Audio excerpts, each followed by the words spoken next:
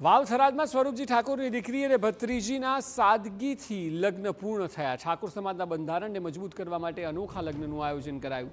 સમાજના બંધારણ મુજબ સાદા મંડપ અને ડીજે વગર લગ્ન કરાયા હતા. લગ્નની કંકોત્રી છપાયા વગર લોકોને આમંત્રણ આપવામાં આવ્યું હતું.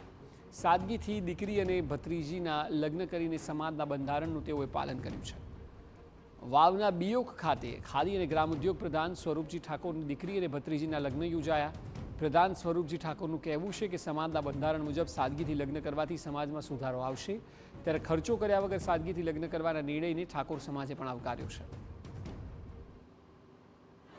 કોઈ પણ પ્રકારની પત્રિકા છપાવ્યા વિના માત્ર ફોન દ્વારા જ આમંત્રણ આપવામાં આવ્યું અને પરિવારજન તથા કુટુંબી સંબંધીઓને આમંત્રિત કરવામાં આવ્યા.